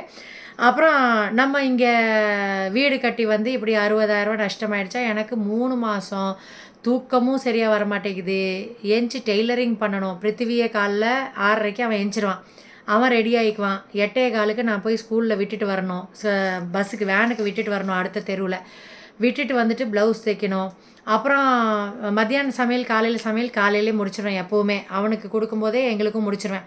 அப்புறம் மத்தியானமும் முடிஞ்சால் தைப்பேன், நிறையா துணி இருந்துச்சுன்னா சாயந்தரமும் தைப்பேன். டெய்லரிங் வந்து அதிகப்படுத்திட்டேன், ஏன்னா இங்கே வட்டி கட்டணும், கடன் கட்டணும். அதனால் அப்புறம் இவங்களுக்கு போகியத்தோட காசு கொடுக்கணும்ல, அதனால நான் வேலையை ஜாஸ்தியாக வாங்கி செய்ய ஆரம்பிச்சிட்டேன் டெய்லரிங்கு. பார்லர் வந்து நம்ம சொல்ல முடியாது, வந்தால் வருவாங்க இல்லைன்னா அவ்வளோதான் அப்படின்ட்டு. அதனால் அது வர்றதை பார்த்துக்கலாம். அப்படின்னு சொல்லிட்டு வர முகூர்த்தத்துக்கெல்லாம் போயிட்டுருப்போம். ஒரு நேரத்துக்கே காலையில் 2 முகூர்த்தம் வரும், சாயந்தரம் ரிசப்ஷன் வரும். எவ்வளோ என்னால் மேக்ஸிமம் உழைக்க முடியுமோ அப்படி உழைச்சிட்ருப்பேன். எங்கே போனாலும் இவர் வந்து என்னைய விட்டுட்டு ரிட்டன் வீட்டுக்கெலாம் வரமாட்டார். பக்கத்தில் எஸ்ஆர்எஸ் மண்டபமாக இருந்தால் கூட நான் நடந்தே கூட வந்துடுவேன் அப்படின்னு சொன்னால் கூட விடவே மாட்டார். நான் வந்து கல்யாணத்துக்கு முன்னாடி கல்யாணம் மேக்கப் வந்து எங்கள் அப்பா வந்து விடுவாரா, திருப்பி வந்து கூப்பிட்றதுக்கு அவர் தான் வருவார். சில டைம் நான் வந்து மாமா வீட்டுக்கு மண்டபத்துக்கு எஸ்ஆர்எஸ் மண்டபத்துக்கு பின்னாடி எங்கள் மிலிட்ரி மாமா வீடு அவங்க அங்கே கட்டியிருக்கனால அவங்க நல்லா பாசமாக தானே இருப்பாங்க. 3 பசங்க இருக்காங்கன்னு சொன்னால அவங்க நல்லா பாசமாக இருப்பாங்க. அந்த அத்தை டேஸ்ட்டாக சமையல் செய்வாங்க. உருளைக்கிழங்கு ஃப்ரை வந்து அடிச்சிக்கவே முடியாது எங்கள் அத்தைக்கு. அதனால நான் என்ன பண்ணுவேன், காலையிலேயே ஒரு 6:30 7 மணி அந்த மாதிரிலாம் முகூர்த்தம் மோஸ்ட்லி முடிஞ்சிடும்ல, அவங்க வீட்டுக்கு போயிட்டு ஒரு காஃபி குடிச்சிட்டு கொஞ்ச நேரம் உட்காந்து பேசிட்டு ஃபோன் பண்ணி சொல்லிடுவேன் எங்கள் அப்பாட்ட. டிஓடி தானே, ஃபோன் பண்ணி சொல்லிடுவேன் மாமா வீட்டுக்கு வந்துட்டேன்ட்டு. அவரும் அப்படிலாம் சந்தேகப்பட மாட்டார். சரி உள்ளூரில் தானே இருக்கா அப்படின்ட்டு, சரி கொஞ்சம் நேரம் கழிச்சு வா அப்படின்னு சொல்லிடுவார். நான் 10 11 மணிக்கு பிரேக்ஃபாஸ்ட் சாப்பிட்டு அரட்டை அடிச்சுட்டு அப்புறம் தான் வீடு வந்து சேருவேன் கல்யாணத்துக்கு முன்னாடி. ஆனால் இந்த ஆள் என்னைய அவங்க வீட்டுக்கும் போக விட மாட்டேங்கிறான், தனியாகவும் வந்துடக்கூடாது, யாராச்சும் பைக்கில் கொண்டு வந்து விட்டுருவாங்களாமா. ரிட்டர்ன் வரும்போது யாராச்சும் அதில் வந்து நான் பைக்கில் வந்து விடுறேன்னு சொல்லுவாங்க, அப்புறம் நீ வந்துடுவ, அதனால் நான் விட மாட்டேன், நான் அங்கேயே தான் இருப்பேன் அப்படின்ட்டு எப்போவுமே மண்டபத்திலே தான் செட்டில் ஆகி கிடப்பார் 99%. சில டைம் மட்டும்தான் இல்லை நான் வீட்டுக்கு போயிட்டு நான் தூங்கி ஏஞ்சி வரேன், நீ கால் பண்ண அப்படின்னு சொல்லுவாப்புல. அப்புறம் நான் ஃபோன் பண்ணேன்னா திருப்பி வர. ரொம்ப ரேராக தான் இப்படி ரொம்ப மிட் நைட்டாக இருந்துச்சுன்னா அங்கேயே தங்கிடுவார். கொஞ்சம் விடிஞ்சிருச்சுன்னா கொஞ்சம் தைரியம் வந்துடும். விடிஞ்சிருச்சுன்னா யாரும் என்னை எதுவும் பண்ண மாட்டாங்க. அதனால நான் வீட்டுக்கு போய் தூங்கிட்டு வரேன்ட்டு போயிடுவார். அப்புறம் திருப்பி 6:30 7 மணிக்கு நான் ஃபோன் பண்ணி கூப்பிட்டேன்னா வந்து பிக்கப் பண்ணுறதுக்கு வருவார். இந்த மாதிரி வேலை இந்த மாதிரி போயிட்டுருக்கு உறவுகளே. அப்புறம் இந்த வீடு வந்து அக்கம் பக்கத்தில் ரொம்ப நிறையா வீடுங்க இல்லை, ரொம்ப எங்கள் வீடு மட்டும்தான் இருக்குது. பக்கத்தில் காலி கிரவுண்டு, கொஞ்சம் தூரத்தில் வீடு, அந்த மாதிரி தனியாக வீடு மாதிரி இருக்குது, தனி வீடு மாதிரி இருக்குது எங்கள் வீடு. அப்போ இவருக்கு வந்து அந்த ஓட்டு வீட்லையாச்சும் நிறையா பக்கத்து வீட்டிலலாம் லேடிஸ் இருந்தாங்க, அவங்கெல்லாம் வந்து பேசுவாங்க. ஏதாச்சும் அங்கே தப்பு நடந்தால் அவங்க சொல்கிற மாதிரியும் இருப்பாங்க. ஆனால் இங்கே வந்து தனி வீடாக இருக்கா, அதனால நம்ம எக்ஸுக்கு வந்து இன்னும் ரொம்ப சந்தேகம் முத்த ஆரம்பிச்சிருச்சு. அந்த ஓட்டு வீட்டில் வந்து ஒரு மாதிரி மூஞ்சி தூக்கி வைப்பார். அந்த ஜானு அப்புறம் இன்னொரு மாமா பையன், மிலிட்ரி மாமா பையன் வந்தானா மூஞ்சி தூக்கி வைப்பார். இந்த வீட்டுக்கு வந்ததுக்கப்புறம் மொணங்க ஆரம்பித்தார், வாய்க்குள்ளேயே திட்டுற மாதிரி ஆரம்பித்தார். கொஞ்சம் நாள் போக போக கழுத முண்டை என்னென்னமோ கெட்ட வார்த்தையெல்லாம் ஆரம்பிக்கிறாரு. அப்புறம்தான் தேக்கு வந்து நிற்கிறாரு. சும்மாவே இப்படி நிறையா கெட்ட வார்த்தை பேசிகிட்டே இருப்பார். அந்த மவளே இந்த மவளே என்னமோ பேசுவார். எனக்கு சிலதெல்லாம் மீனிங் கூட புரியாது. நான்லாம் இந்த மாதிரி எங்கேயுமே நான் கேள்விப்பட்டதில்லை. யாரும் சண்டை போட்டு கூட நான் இந்த மாதிரி டிவியில் கூட நான் பார்த்தது கிடையாது. இந்த மாதிரி கெட்ட வார்த்தை எனக்கு சிலது புரியும், சிலது புரியாது, சிலது கெஸ் பண்ணுவேன், சிலது ஃப்ரெண்டுகிட்ட அந்த ஒரு முஸ்லீம் பொண்ணு இருந்தாலும் என்னோடய ஃப்ரெண்டு அவள்கிட்ட கேட்பேன். அந்த மாதிரி போயிட்டு இருந்துச்சு லைஃபு. அப்புறம் அந்த பசங்க எனக்கு வந்து இது சந்தேகம்தான் அப்படின்னு எனக்கும் தெரியலல்ல. அதனால அந்த ஜானு வருவான். ஜானு 10th முடிச்சுட்டு ஃப்ரீயாக இருக்கிறான், அவனும் வேலை தேடிட்டு இருக்கான். அதனால அவன் வருவான். அவன் வந்து மத்தியானத்தில் வந்தானா சாப்பிட்றியா அப்படின்னு சொல்லிட்டு எக்ஸுக்கு சாப்பாடு செஞ்சு வச்சுருப்பேன்ல, அதை கொடுத்துருவேன். ஃபோன் பண்ணி கேட்பேன். அப்போ இந்த ஆள் என்ன சொல்லிடுவான், நான் லேட் ஆகும் பரவாயில்ல அப்படின்னு சொல்லிடுவான். அந்த பையன் சாப்பிட்ருவானா, அப்புறம் திடீர்னு வந்து நிற்பான். அப்புறம் பக்கத்துலேயே செல்வநாயகி மெஸ் இருந்துச்சு, அந்த ஜானுவே போய் நீ வாங்கிட்டு வாடா மாமாக்கு அப்படின்னு சொல்லிட்டு அவன் போய் சாப்பாடு வாங்கிட்டு வருவான். அதனால எக்ஸ் வந்து பட்னிலாம் இருக்க மாட்டார். ஆனால் சாப்பாடு கொடுத்துருவேன்ல, மெஸ்ஸிலேயாச்சும் வாங்கி கொடுத்துருவேன்ல. அவன் போனதுக்கப்புறம் இவன் எதுக்கு வரான்ட்டு ஒரு மாதிரி முணங்கிட்டு திட்ட ஆரம்பித்து இப்படி பேச ஆரம்பித்தார். திட்டுறதெல்லாம் ஆரம்பித்தார். எனக்கு ஒன்றும் புரியல. இவனுங்க சின்னதுலேருந்தே என்கிட்ட அட்டாச்சு தானே, இவன் வந்துட்டு போனானா எதுக்கு இந்த மாதிரி சொல்கிறாருன்னு எனக்கு அது சந்தேகப்படுறாருன்னு எக்ஸாக்டாக ரொம்ப தெரிய மாட்டேங்குது. நம்ம என்ன முதலே எக்ஸ்பீரியன்ஸாக பண்ணியிருக்கோம். அப்புறம் என்னோடய மாமா பையன் வந்தாலும் அந்த மாதிரி தான். அவனும் வந்து மத்தியானத்தில் வந்தானா சாப்பிட்றியான்னு நான் கேட்டால் சாப்பிட்றேன் அக்கா அப்படின்னு தான் சொல்லுவான், அக்கான்னு தான் கூப்பிடுவான். அப்போ சாப்பிட்றேன் அப்படின்னு சொல்லுவான். சாயந்தரம் வந்தால் டீ குடிப்பானுங்க, ஸ்நாக்ஸ் கொடுப்பேன் சாப்பிடுவாங்க, பிருத்வி கூட விளாடுவானுங்க. கஸ்டமர் வந்தாங்கன்னா கஸ்டமர் கூடயே அங்கே வந்து உட்காண்ட்ருப்பானுங்க. நான் தைச்சிட்டு இருந்தேன்னா பார்லர் ரூமில் தான் மெஷினு, தைச்சிட்டு இருந்தால் பார்லர் ரூமில் தைக்கிற இடத்துல வந்து பக்கத்தில் சேரில் போட்டு உட்காந்துட்டு அவங்க பாட்டுக்கு அரட்டை அடிச்சிட்டு இருப்பாங்க, நான் பாட்டுக்கு தைக்கிற வேலையை பார்த்துட்ருப்பேன். இப்படி தான் போயிட்டு இருந்துச்சு லைஃபு. இவன் வந்து அந்த முணங்கிறது தாண்டி அவங்கெல்லாம் போனதுக்கப்புறம் திட்ட ஆரம்பிக்கிறான். எனக்கு அது புரியவே இல்ல. இது சந்தேகம் தான் அப்படிங்கிறது கூட எனக்கு புரியல. ஏன்னா ஆல்ரெடி மன்னிப்பு வேற கேட்டானா அங்க. அங்க சந்தேகப்பட்டான், மன்னிப்பு கேட்டான். அப்புறம் எதுக்கு திருப்பி கன்டின்யூ பண்றான்னு அது எனக்கு திருப்பி இதாக மாட்டேங்குது. திருப்பி ரொம்ப சந்தேகம் முத்தி போச்சு அப்படின்னு மன்னிப்பு கேட்டான்ல. அப்போ நம்ம என்ன நினைப்போம்? அப்போ ஓகே இவனுக்கு மனசு கிளியரா இருக்கு அப்படிதான் நினைப்போம். அப்படி நான் நினச்சிட்டு நான் அப்புறம் ஒரு போஸ்ட்மேன் வந்துடக்கூடாது, யாராச்சும் அட்ரஸ் கேட்டுறக்கூடாது. அப்புறம் கிளைண்ட் யாராச்சும் வந்து இந்த மாதிரி சாயந்தரத்தில் ரெடி ஆகியிருந்தேன், இல்லை ஏதாச்சும் ஃபங்க்ஷனுக்கு போகிறோன்ட்டு ரெடி ஆகியிருக்கேன் அப்படின்னா ரொம்ப போக மாட்டேன். ஏதாச்சும் போகிறோம் கோயிலுக்கோ இல்லை சினிமாவுக்கு அந்த மாதிரி ஒரு 8:30 9 மணிக்கு ரெடி ஆனேன்னா நைட்டு தான் சினிமாவுக்கு கூப்பிட்டு போகிறதுக்கு அலௌடு.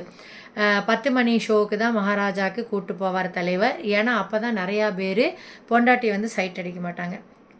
அது ஒன்று. இன்னொன்று நானும் நைட்டு தான் வருவேன், டே டைமில் வந்தால் எனக்கு கிளைண்ட் கட் ஆகுதுங்கிற மாதிரியும் நானும் இருப்பேன். மோஸ்ட்லி நைட்டு தான் போவோம். டே டைமில் நானே சொன்னால் கூட கூப்பிட்டு போக மாட்டார்.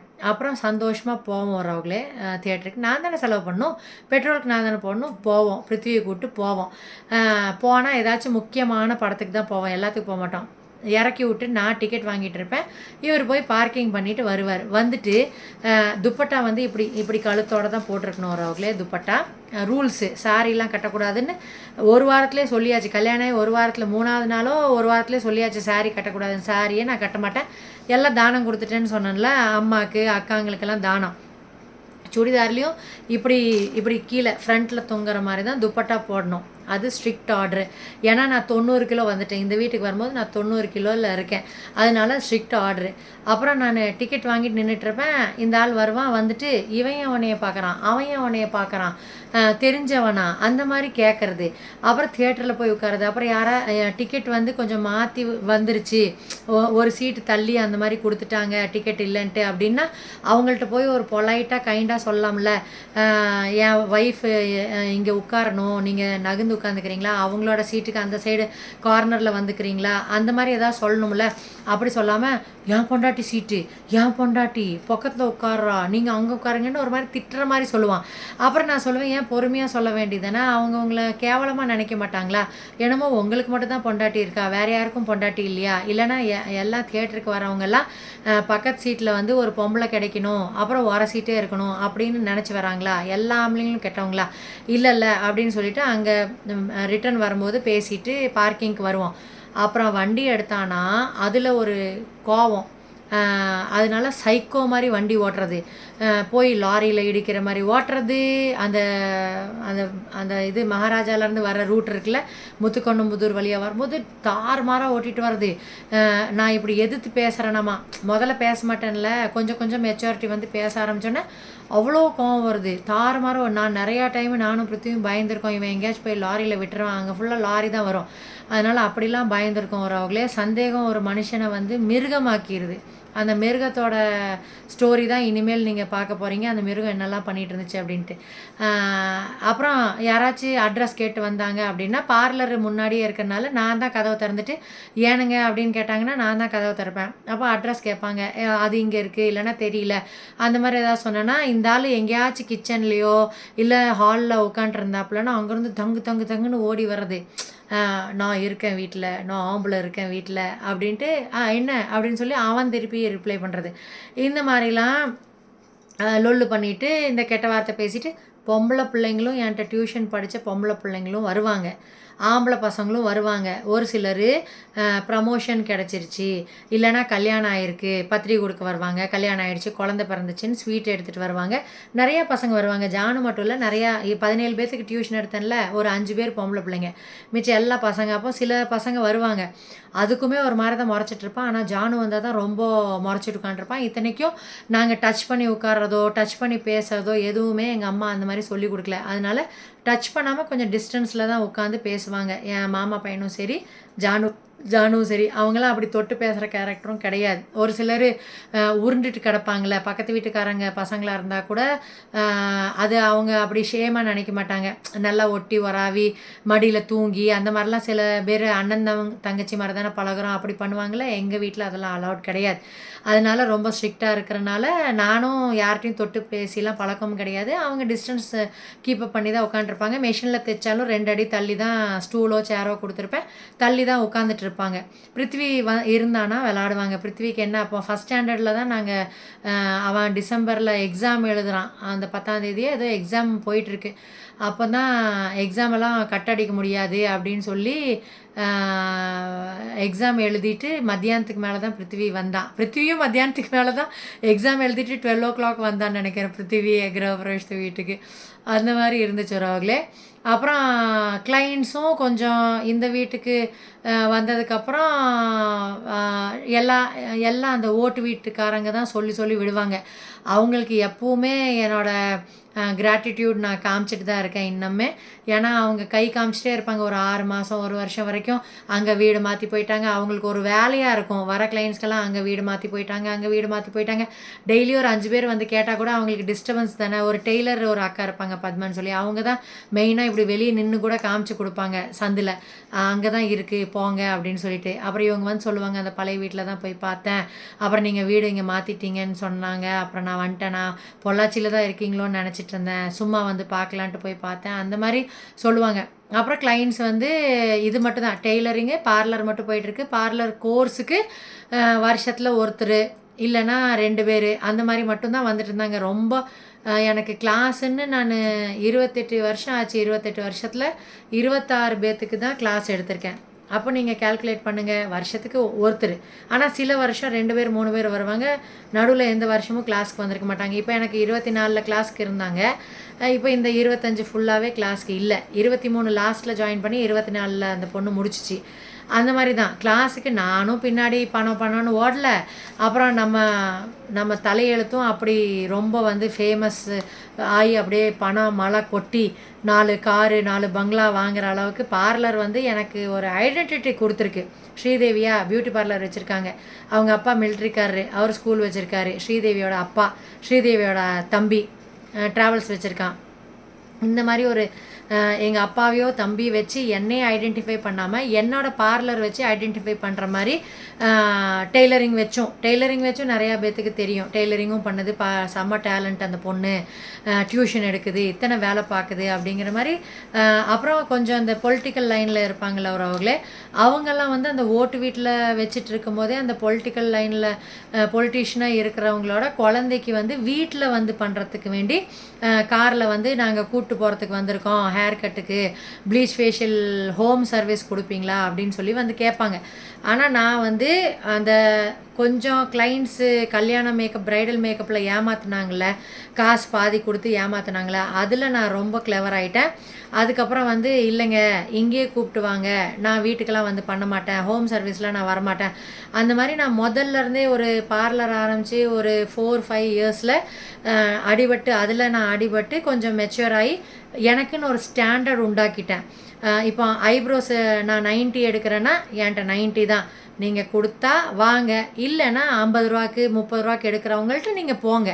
என்கிட்ட வந்தீங்கன்னா நான் ஒரு ஸ்டாண்டர்ட் வச்சுருக்கேன். எனக்கு வீட்டுக்குள்ளே இப்படி உள்ளே தள்ளி இருக்குது சந்தில். எனக்கு நிறையா கிளைண்ட்ஸு கடையை கம்பேர் பண்ணும்போது எனக்கு கிளைண்ட்ஸ் எப்போவுமே கம்மி தானே. நம்ம கடை வச்சா வேறு, அது 24 மணி நேரம் பிஸியாக இருக்கும். எனக்கு அப்படி இருக்காதுல்ல. டெய்லரிங் அதனால தானே பண்ணிகிட்டு இருந்தேன், கிளாஸும் அதனால தானே எடுத்துகிட்டு இருந்தேன். 24 மணி நேரம் பிஸியாக இருந்தால் நம்ம கிளாஸும் எடுக்க தேவையில்லை. அதனால நான் அந்த மாதிரி ரேட் வந்து கொஞ்சம் ஹையராக வச்சுருப்பேன். ஆனால் அந்த ஹை ரேஞ்சுக்கு தகுந்த மாதிரி ப்ராடக்ட்ஸும் அந்த லெவலில் தான் வாங்கி வச்சுருப்பேன். சும்மா டம்மியாக 100 ரூபாய்க்கு ப்ளீச் க்ரீம் வாங்கினோமா போட்டோமா இருக்காது. பிராண்டட் தான், அது ஸ்கின்னில் வந்து நல்லது தான் பண்ணும். என்னோடய கணிப்பு என்னவோ அதுதான். இது வரைக்கும் ஒரு நெகட்டிவ் இது கூட யாருமே சொன்னது கிடையாது. இதாகிடுச்சு அதாகிடுச்சு, முடி கொட்டிருச்சு, பிம்பிள் வந்துருச்சு, எதுவுமே சொன்னது கிடையாது. வேற எங்கேயாச்சும் போய் பிம்பிள் வந்துருச்சுன்ட்டு திருப்பி தான் வந்திருக்காங்க. வேறு ஏதாச்சும் பார்லர் ட்ரை பண்ண போய் ஐப்ரோஸு 50 ரூபாய்க்கு எடுக்க போய் திருப்பி ஐயோ அவங்க எடுத்து கண்ணில் தண்ணி வந்துருச்சு, நீங்கள் எவ்வளோ ஃபாஸ்ட்டாக எடுக்கிறீங்கன்னு சொல்லி தான் ரிட்டன் வந்திருக்காங்க.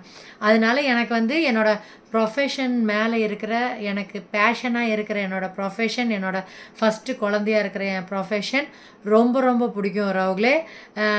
எனக்கு காசு வரும், கிளைண்ட்ஸ் வருவாங்க, அதுக்கு வேண்டி நான் என்னோடய நாலேஜை வளர்க்க மாட்டேன். எனக்கு என்னோடய ப்ரொஃபஷனில் இன்றைக்கி டேட்டு வரைக்கும் என்ன நடக்குது, என்னென்ன புது அப்டேட் வந்திருக்கு எல்லாமே தெரியணும். ஹேர் ஸ்டைல்லேருந்து ஃபேஷியல்லேருந்து வேறு என்னெல்லாம் ட்ரீட்மெண்ட்ஸ் வந்திருக்கு எல்லாமே நம்ம பண்ணுறோமோ இல்லையோ எல்லாமே அப்டேட் பண்ணி முடிஞ்சால் செமினார் கிளாஸ் எல்லாம் போக ஆரம்பித்தோம் அவங்களே. எனக்கு தெரிஞ்சு 12ல் தான் நான் 2012 தான் ஃபஸ்ட்டு செமினார் கிளாஸு. அதுவும் கால் உடஞ்சிருக்குது. இல்லை ஃபஸ்ட்டு விகேரோட செமினார் கிளாஸ் போயிட்டு வந்தேன். எக்ஸ் தான் வந்து விட்டார். அப்புறம் பக்கு பக்குன்ட்டு இருந்திருக்கும். வெளியே வர முடியாதுல்ல, செமினார் கிளாஸ்லேருந்து நீங்கள் வெளியே எங்கேயும் போக முடியாது. சாயந்தரம் 6 மணிக்கு முடிச்சுட்டு சர்டிஃபிகேட் வாங்கிட்டு தானே போக முடியும். அதனால ஏதோ நம்பிக்கையோடு விட்டுட்டார் போல் இருக்கு. இல்லைன்னா அங்கேயும் வந்து குத்த வச்சு வெளியவே கூர்க்கா மாதிரி உட்காண்ட்ருந்துருப்பார். அது ஒரு தடவை போனேன். அப்புறம் 2013லையோ 14லையோ கால் உடஞ்சி காலில் ஃபுல்லாக மாவு கட்டு போட்டு ஒரு செமினார் போயிட்டு வந்தேன். இந்த ஹெச்டி மேக்கப்பெல்லாம் வந்த டைமில் அது போயிட்டு வந்தேன். அப்புறம் அந்த பிரபா ரெட்டிட்ட தான் ஃபஸ்ட்டு பிரபா ரெட்டிட்ட போய் தான் நான் பீல்ஸ் கற்றுக்கிட்டு வந்தேன். அதில் தான் கிளைகாலிக் பீல் நான் பண்ணிகிட்ருக்கிறதுக்கு காரணமே. அப்போ பிருத்திவிக்கு வந்து 2 வயசு அந்த மாதிரி தான். இல்லை 2012ன்னா அவனுக்கு எவ்வளோ வயசு? 6. 2012 ஆமாம் 7 செகண்ட் ஸ்டாண்டர்ட் வந்துட்டான்னு நினைக்கிறேன். அப்புறம் தான் நான் செமினார் கிளாஸஸ் எல்லாம் கொஞ்சம் அப்பப்போ வர்றதெல்லாம் நான் அப்டேட் பண்ணுறதுக்கு போயிட்டு வருவேன். அது மட்டும் பயந்துகிட்டே இருந்தாலும் கீழேயே ரொம்ப நேரம் கார் பார்க்கிங்லேயே இருப்பாரோ என்னமோ தெரியல. ஆனால் ஃபோன் பண்ணி முடிச்சாச்சு அப்படின்னு சொன்னதுக்கப்புறம் தான் வந்து பிக் பண்ணுறதுக்கு திருப்பி வருவார். பெட்ரோலுக்கு நம்ம தானே கொடுத்துக்கணும், ஏன்னா நம்ம தானே போய் படிக்கிறோம். பக்கத்து வீட்டுக்காரங்களுக்கு தானே காசு சம்பாரித்து கொடுப்போம். அதனால் நாங்கள் தான் செலவு பண்ணிக்கணும் எல்லாத்துக்கும். அந்த மாதிரி போயிட்டு இருந்துச்சு. அந்த வீடு கட்டினதில் 60 ரூபா லாஸ் ஆனது ரொம்ப 3 மாதம் வரைக்குமே ரொம்ப மனசை பாதிச்சிச்சு உறவுகளே. அந்த மாதிரி நீங்களும் வந்து வீடு கட்டுறீங்கன்னா ரொம்ப கேர்ஃபுல்லாக இருங்க காசு விஷயத்தில். இப்போல்லாம் கூகுள் பே வந்துருச்சு, ப்ரூஃப் இருக்குது. ஆனாலும் கேர்ஃபுல்லாக கொடுங்க பணம் விஷயத்தில். பணம்னு சொன்னதுக்கப்புறம் தான் ஞாபகம் வருது. எங்கள் அப்பாவோட அப்பா, என்னோடய அப்பாவை பெற்ற அப்பா, அவர் வந்து நான் பார்த்தது கிடையாது, ஃபோட்டோவில் தான் பார்த்துருக்கேன். ஆனால் என் தம்பியோட ஜாடை எங்கள் அப்பா மாதிரி இல்லை, என் தம்பியோட ஜாடை அப்படி தான் இருக்கும். என் தம்பி பையன் இப்போ அவர் ஜாடையில் தான் இருக்கான். அவர் ஃபோட்டோவில் தானே பார்த்துருக்கேன். எங்கள் அப்பா சொல்லியிருக்காரு நான் சின்னதாக இருக்கும்போது, தாத்தா வந்து ஒரு விஷயம் சொல்லுவார் பணத்தை வச்சு. பணம் வந்து இப்போ என்கிட்ட ஒரு 1000 ரூபா இருக்குது கையில், ஒருத்தர் வந்து 500 ரூபா கேட்குறாங்க. நான் வந்து கொடுத்துட்டேன்னா அது என்னோடய பணம் தானே 1000 ரூபா. ஆனால் நான் கொடுத்துட்டேன்னா அந்த 500 ரூபா யார் கைக்கு போகுதோ அது வந்து அவங்களோட பணம் ஆயிருமாமா. அப்போ அவங்க நினச்சாதான் திருப்பி கொடுப்பாங்க, திருப்பி கொடுக்கக்கூடாதுன்னு நினச்சா உங்களுக்கு நாமந்தான் அப்படிங்கிற மாதிரி அவர் சின்னதுலேயே சொல்லி கொடுத்துருக்காரு. எங்கள் அப்பா 9th படிக்கும் போதே அவர் இறந்துட்டார் ஹார்ட் அட்டாக்ல. ஆனால் அதுக்கு முன்னாடியே சொல்லி கொடுத்துருக்காரு. அது எங்கள் அப்பா எனக்கு சொன்னார். அதனாலே நான் காசு விஷயத்தில் வந்து ஒரு அந்த 32 33 வயசு வரைக்கும் கூட யாரும் என்கிட்ட காசு அப்படி கேட்டதும் கிடையாது, நான் கொடுத்து ஏமாந்ததும் கிடையாது. எங்கள் அப்பா சொந்தக்காரங்கள்ட்ட பணம் கொடுத்து ஏமாந்ததை வச்சு நான் ரொம்ப கிளவராக இருப்பேன். அது கரெக்டாக சேர பணத்தை பேங்க்கில் போட்டு இருக்கணும், இல்லைன்னா ஜுவல்ஸ் வாங்கிடணும், ஏதாச்சும் ஒன்று வந்து அதை சேஃப்டி பண்ணிடணும். பணத்தை இருந்தால் தானே யாராச்சும் கேட்பாங்க அப்படிங்கிற மாதிரி பண்ணுவேன். அதனால் நீங்களும் பணம் யாருக்காச்சும் கொடுத்தீங்கன்னா ரொம்ப இம்பார்ட்டண்ட்டாக இருக்காங்க, அவங்க உங்களுக்கு ஹெல்ப் பண்ணியிருக்காங்கன்னா நீங்கள் கொடுங்க. மற்றபடி சோஷியல் மீடியாலையும் சரி ரியல் லைஃப்லேயும் சரி பணம் கேட்டாங்கன்னா பணம் கேட்கும்போது நல்லபடியாக கேட்பாங்க. நம்ம திருப்பி பணம் கேட்கும்போது அவங்க வந்து நம்ம கடன்காரன் மாதிரி அவங்கள்ட்ட போய் நின்றுட்டு உட்காந்துருக்கணும், அவங்கள்ட்ட பிச்சை கேட்டுட்டு உட்காந்துருக்கணும். என் பணத்தை திருப்பி கொடு, எப்போ கொடுக்க போகிற, கொஞ்சமாக கொடு, இந்த 500 ரூபாவை 100 கொடு அப்படிங்கிற மாதிரி போயிட்டுருக்கோம். அதனால் பணம் விஷயத்துலையும் ரொம்ப ஜாக்கிரதையாக இருங்க வரவங்களே. உங்கள் லைஃப்பில் பணம் உங்கள் பணம் வேறு யாருக்காச்சும் கொடுத்தீங்கன்னா அது அவங்க பணம், அதை புரிஞ்சுக்கோங்க. அப்புறம் இதோட இந்த வீடு கட்டி வந்ததுக்கப்புறம் டவுட்ஃபுல்னஸ் எப்படி வளர்ந்துட்டுருக்குது அப்படிங்கிறத இதோட ஸ்டாப் பண்ணிவிட்டு அடுத்த எபிசோடில் அதை கண்டினியூ பண்ணலாம் வரவங்களே. ஒரு பேக் ஸ்டாபிங் மாதிரி நடந்துச்சு. இப்போது எந்த அக்கா வந்து எனக்கு ஃபஸ்ட்டு கிளைண்ட்டாக எனக்கு வந்து 5 ரூபா காசு கொடுத்தாங்க, அப்புறம் அவங்க மில்லுலேருந்து நிறைய லேடிஸை வந்து எனக்கு இன்னமே அந்த கிளைண்ட்ஸ் இருக்காங்க, அவங்க இன்ட்ரடியூஸ் பண்ண கிளைண்ட்ஸு இன்னமே இருக்காங்க. அவங்க பொம்பளை பிள்ளையை கூப்பிட்டு வருவாங்க. இப்போ அந்த பொம்பளை பிள்ளைக்கு கல்யாணம் ஆகி அவங்க பேத்தி ஹேர் கட்டுக்கு வருது. அது சந்தோஷம். ஆனா, அந்த அக்கா என்ன பண்ணிட்டாங்க, அவங்க வந்து கொஞ்சம் சாயந்தரம் ஒரு 4:30, 5 மணி அந்த ஷிஃப்ட் மாரி தானே போவாங்க மில்லுக்கு, கதிர் மில்ஸ்க்கு. அப்ப என்ன பண்ணுவாங்க, இந்த ஃப்ரீ டைம் இருக்குல்ல, இல்ல ஞாயித்துக்கிழமை லீவ் இருக்குல்ல, அப்பல்லாம் வந்து ஓட்டு வீடு சும்மா ஒரு 10 அடி இப்படி சுத்தி வந்தா பின்னாடி வீடு. இவங்க முன்னாடி வீட்ல இருக்காங்க, நாங்க பின்னாடி வீட்ல. அப்ப என்ன பண்ணிட்டாங்க, அந்த அக்கா அடிக்கடி வந்து எங்க வீட்ல உட்காந்துட்டே இருப்பாங்க. சாப்பிட்றது, உட்காண்ட்ருக்கிறது, அப்படி ரொம்ப போயிட்டே இருந்துச்சு. எனக்கு அப்போ புரியல உறவுகளே, இவங்க ஏன் அடிக்கடி வந்து உட்காந்துக்கிறாங்க? கிளையண்ட் வந்தாலும் உட்காந்துட்டே இருப்பாங்க, உட்காந்துட்டே இருப்பாங்க, போமாட்டாங்க. ப்ளவுஸ் போடுறதுக்கு கிளையண்ட் வந்தாங்கனாலும் எங்கள் அம்மா வெளியே வெளியே வந்துடுவாங்க, இவங்க வெளியே வந்துடுவாங்க, நான் வெளியே வந்துடுவேன். கிளையண்ட்டை தான் அந்த பெட்ரூமில் தனியாக ஒரு ஓட்டு வீடு இருக்கும்போது சொல்கிறேன்.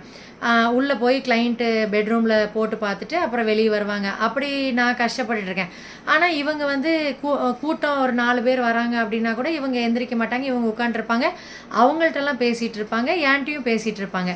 அப்புறம் என் கூட கடைக்கெல்லாம் எங்கேயாச்சும் போகணுன்னா அந்த சின்ன அக்காவை முதல்ல கூட்டு போயிட்டு இருப்பேன்ல. இப்போ இந்த நடு அக்கா வந்து அவங்க நடு அக்கா ஐப்ரோஸ் எடுத்தவங்க வந்து நடு அக்கா ஃபஸ்ட்டு அவங்க என் கூட நீ கடைக்கு போகிறேன்னா சொல்லு, நானும் வரேன் அப்படின்னு சொல்லிட்டு வருவாங்க ஒரு அவங்களே. அவங்க கடையில் என்ன பண்ணியிருக்காங்கன்னா, என்னெல்லாம் நான் திங்ஸ் வாங்குறேனோ அதை பார்த்துக்கிட்டாங்க. என்ன ப்ளீச் க்ரீமு, என்ன ஃபேஷியல் க்ரீமு எல்லாம் பார்த்துட்டாங்க. அப்புறம் எதை வந்து பார்லரில் நான் பண்ணுறேன் அதையும் பார்த்துட்டாங்க. அந்த க்ரீம்ஸ் வச்சு தானே பண்ணுவேன். அப்போ அவங்களுக்கு வந்து அது தெரிஞ்சுக்கிச்சு. இப்போ என் கூட வந்துடுறாங்க. அவங்களுக்கு இப்போ ப்ளீச் க்ரீம் தெரிஞ்சிருச்சு. போய் அந்த பேர் சொல்லி அவங்க வாங்குறாங்கன்னா, அவங்க தனியாக எப்போ வேணாலும் கடையில் போய் வாங்கிக்கலாம்ல. அப்படி வாங்கியிருப்பாங்க போல் இருக்கு. அந்த கடையெல்லாம் தெரிஞ்சிருச்சு. ஹோல்சேல் கடையெல்லாம் எதுன்னு நான் கஷ்டப்பட்டு கண்டுபிடிச்சேன். ஹோல்சேல் கடை எங்கே இருக்குன்ட்டு. அதை கண்டுபிடிச்சதை இவங்க அல்வா மாதிரி அப்படியே போய் அங்கே பிக்கப் பண்ணி எல்லாம் வாங்கி இவங்களுக்கு வந்து கல்யாணம் ஆகுது ஒரு அவங்களே. கல்யாணம் ஆகிற ஸ்டேஜுக்கு முன்னாடியே அங்கே அங்கே கஸ்டமர் பிடிச்சிட்டாங்க போல் இருக்கு. முதல்லையே அந்த மில்லையே கொஞ்சம் பண்ண ஆரம்பிச்சிட்டாங்க போல் இருக்கு. மில்லில் ஐப்ரோஸ் எல்லாம் பண்ண ஆரம்பிச்சிட்டாங்க. அப்புறம் எனக்கு கொஞ்சம் கொஞ்சம் தெரிஞ்சிச்சு இவங்க பண்ணுறாங்க அப்படின்ட்டு. இத்தனைக்கும் நான் அவங்க அக்காவுக்கு, அவங்களுக்கு, சின்ன அக்காவுக்கு எல்லாத்துக்குமே மேரேஜுக்கு வந்து ரொம்ப கம்மி அமௌண்ட்டு, சும்மா அந்த நகை செட்டுக்கு மட்டும்தான் காசு வாங்கிட்டு பண்ணியிருப்பேன்னு நினைக்கிறேன். மேக்கப்லாம் ஃப்ரீ மாதிரி தான் பண்ணேன். புதுக்கோட்டை வரைக்கும்லாம் போய் பண்ணிட்டு வந்தேன். அப்புறம் என்ன ஆச்சு, இவங்க இப்படி பண்ணிகிட்டு இருக்கிறது எனக்கு அது டவுட்டும் வரல. நம்ம ஒரு இளிச்சவாயாக இருக்கோமே, அதனால எனக்கு டவுட்டும் வரல. புதுக்கோட்டையில் இவங்களுக்கு ரிசப்ஷன் வச்சுருக்காங்க. ரிசப்ஷன் வந்து கல்யாணம் முடிஞ்சு கொஞ்சம் ஒரு மாதம் கழித்து அந்த மாதிரி தான் வச்சுருக்காங்க. அப்போ நாங்கள் அந்த காம்பவுண்டுக்காரங்க எல்லோரும் நல்லா ஃபேமிலி மாதிரி பழகுறதுனால நாங்கள் புதுக்கோட்டைக்கு போகிறோம். எல்லோரும் பஸ்ஸில் போகிறோம். அப்போ அவங்களோட பெட்ரூமில் நான் வந்து என்னோடய ப்ளீச் க்ரீமை பார்க்குறாங்க. எல்லாரும் ஃபெம் தான் யூஸ் பண்ணுவாங்க ஒரு அவங்களே. ஆனால் நான் எக்ஸ்ப்ளோர் பண்ணி வச்சுருந்தேன் வேறு ப்ளீச் க்ரீம் லேட்டஸ்ட்டாக. அது வந்து ஹார்மும் பண்ணாது, சென்சிட்டிவ் ஸ்கின்னுக்கு கண்ணை மூடிட்டு நீங்கள் போடலாம். அப்போ அந்த ப்ளீச்சோட டப்பாவை பார்த்தேன். அப்போ எனக்கு ஷாக்கு. அப்புறம் தான் எனக்கு மைண்டில் இதாகுது. அப்புறம் அவங்க அங்கே ஐப்ரோஸ் எல்லாம் எடுக்கிறாங்க. அவங்களே சொல்கிறாங்க, அவங்க மச்சாண்டாரோ யாரோ சொல்கிறாங்க என்கிட்ட, இவளே பண்ணுவா, இவளே கூட மேக்கப் பண்ணலாம் தான், ஆனால் உன்னைய ஹேர் ஸ்டைல்லாம் பண்ண முடியாதுன்ட்டுல கூப்பிட்ருக்கோம் அப்படிங்கிற மாதிரி சொல்கிறாங்க. அப்போ எனக்கு எப்படி இருக்கும், தூக்கி வாரி போட்டுச்சு. பிட்ரேயல். ஓ! இப்படி தான் நம்பினோன்னா, நம்மளுக்கு ஒரு நல்லது பண்ணியிருக்காங்கன்னா, அவங்களுக்கு வந்து ஆதாயம் இல்லாமல் பண்ண மாட்டாங்க. நம்மளுக்கு ஒரு நல்லது பண்ணியிருக்காங்கன்னா, நம்மள்ட்ட ஏதாச்சும் ஒரு ஃபேவர் எதிர்பார்ப்பாங்க இந்த உலகத்தில், அப்படிங்கிறத அந்த அக்கா எனக்கு சொல்லிக் கொடுத்தாங்க. இன்றைக்கி வரைக்கும் ஃபேமிலி ஃப்ரெண்டாக தான் இருக்காங்க. இப்போ கூட வந்துட்டு போனாங்க. இப்போ கூட ஒரு மாதம் முன்னாடி நைட்டில் ஐப்ரோஸ் எடுக்க வந்துட்டு ஃபோன் பண்ணாங்க, வந்தாங்க. ஆனந்த்கிட்ட இன்ட்ரடியூஸ் பண்ணேன். இதுதான் ஃபஸ்ட்டு கிளைண்ட் எனக்கு அப்படின்ட்டு இன்ட்ரடியூஸ் பண்ணேன். அவங்களோட ஃப்ரெண்டோட கல்யாணத்துக்கு இன்வைட் பண்ணாங்க. முதல்ல நான் பார்லர் வச்சு 4 வருஷம் கழித்து, 4 வருஷம் இல்லை, பார்லர் வச்சு 1 வருஷம் 1 வருஷம் கழிச்சுன்னு நினைக்கிறேன், இன்வைட் பண்ணாங்க. அதுக்கு நானும் இவங்க கூடயே போயிட்டேன். எஸ்ஆர்எஸ் மண்டபம். அந்த பொண்ணு ரெடியே ஆகலை. அப்போல்லாம் எந்த பியூட்டிஷியனும் கூப்பிட மாட்டாங்க அவ்வளோக்கா. அவங்க கூப்பிடல, வசதி இல்லைன்னா கூப்பிட மாட்டாங்க. அவங்க கூப்பிடல. அந்த பொண்ணு சும்மா டல்லாக இருக்குது, கருப்பாக இருக்காங்க, டல்லாக இருக்காங்க. அவங்களோட பொண்ணு இன்னும் என்கிட்ட ஐப்ரோஸ்க்கு வருது. என்னோடய ஃபஸ்ட்டு பிரைட் இருக்காங்களா, அவங்க தான் என்னோடய ஃபஸ்ட்டு பிரைட். நான் என்ன பண்ணேன், ஃப்ரீயாக தான் நான் உங்களுக்கு பண்ணி விட்றேன் அப்படின்னு சொல்லிவிட்டு, அவங்க பூவெல்லாம் வச்சுட்டு இருந்தாங்களே, மல்லிகைப்பூவெல்லாம், நான் வீட்டுக்கு வந்து எல்லாம் லாக்மி க்ரீமு எல்லாமே எடுத்துகிட்டு, என்னோடய ப்ரைடல் என்ன இருக்குதோ எல்லாமே எடுத்துகிட்டு அவங்களுக்கு போய் நான் ஃபஸ்ட்டு ஃப்ரீயாக பண்ணி விட்டேன். வரவங்களே ஒரு 15 ரூபா கொடுத்துருப்பாங்கன்னு நினைக்கிறேன். அதுக்கு மேலே கொடுத்துருக்க மாட்டாங்க. 15 ரூபா தான் கொடுத்த மாதிரி எனக்கு ஞாபகம். இந்தா வச்சுக்கோ அப்படின்னு சொல்லிட்டு கொடுத்தாங்க. அது சந்தோஷமாக இருந்துச்சு. அவங்க கல்யாணத்துக்கு நான் பண்ணி, அவங்க பொண்ணு இன்னும் வந்துட்டுருக்குது. அது சந்தோஷமாக இருக்கும். ஐப்ரோஸ்க்கு வேறு ஏதாச்சும் பண்ணோன்னா கூட வருவாங்க அவங்க பொண்ணு. அது சந்தோஷமாக இருக்கும். நல்லதும் பண்ணியிருக்காங்க. அந்த காம்பவுண்டில் இருந்த ஃபேமிலி வந்து நாங்கள் ஃபேமிலி மெம்பர்ஸ் மாதிரி தானே பேசுவோம். நல்லதும் பண்ணியிருக்காங்க, கெடுதலும் பண்ணியிருக்காங்க. கெடுதல் இந்த சென்ஸு எனக்கு வந்துட்டுருக்க கிளைண்ட்ஸ் வந்து அவங்க மூலியமா வந்த கிளைண்ட்ஸும் கொஞ்சம் பேர் இவங்க பண்ணுறேன்னு சொன்னோன்னா கண்டிப்பாக இவங்கள்ட்ட ஐப்ரோஸ் எடுத்து இவங்கள்ட்ட ப்ளீச் எல்லாம் பண்ணியிருப்பாங்கள்ல. அப்போ நிறைய எனக்கு வந்து லாஸ் மாதிரியும் ஆயிருக்கும்ல. அதை வச்சு சொல்கிறேன். நல்லதும் பண்ணியிருக்காங்க, கெடுதலும் பண்ணியிருக்காங்க. அதுக்கப்புறத்துல இருந்தா நான் என்ன பண்ணிட்டேன், நம்ம என்ன ஆனாலும் நம்மளே தனியாக ஒரு கிளைண்ட் வந்தாலும் நம்மளே அட்டன் பண்ணலாம், 100 பேர் வந்தாலும் நம்மளே அட்டன் பண்ணலாம். நம்ம என்றைக்குமே யாரையுமே அசிஸ்டண்ட் மாதிரி வைக்கவே வேண்டாம். நம்ம வேலைக்கு ஆளே வைக்க வேண்டாம். இவங்க சும்மா உட்காந்தே ஃபுல்லாக கோர்ஸ் பழகின மாதிரி பழகிட்டு எல்லாம் பண்ணுறாங்க.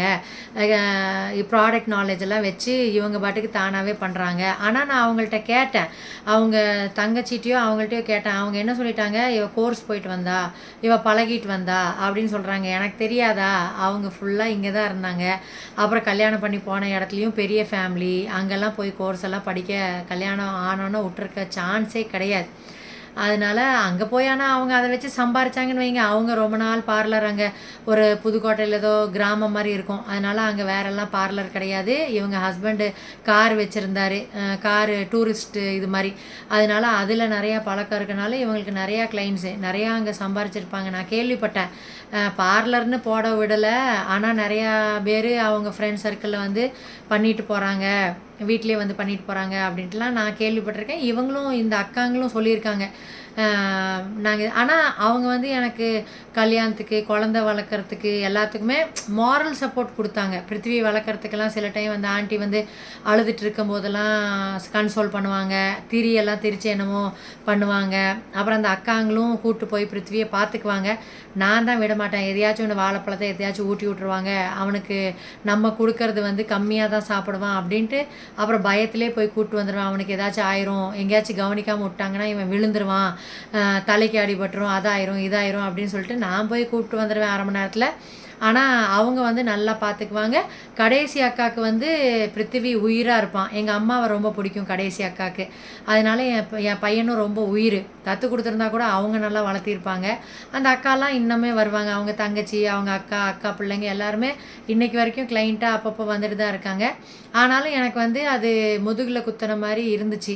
நான் போய் அப்போ 1500 நான் படிச்சுட்டு வந்தேன்னா அது ஒரு பெரிய விஷயந்தான். 1500 படிச்சுட்டு வந்து நான் மண்டை உடச்சி அடுத்தடுத்த அப்டேட்டு நான் அந்த ஹிந்திக்காரங்க கடைங்கிறனால புதுசாக என்ன வந்திருக்குன்னு பார்த்து, அப்புறம் எனக்கு கொஞ்சம் இந்த மெடிக்கல் டேர்ம்ஸ் எல்லாம் கொஞ்சம் தெரிகிறனால, அந்த கெமிக்கல்ஸ் எல்லாம் தெரிகிறனால, சயின்ஸ் குரூப் படித்தனால எனக்கு வந்து என் ப்ரொஃபஷனில் அந்த சயின்ஸ் குரூப் நிறையா காப்பாற்றும்.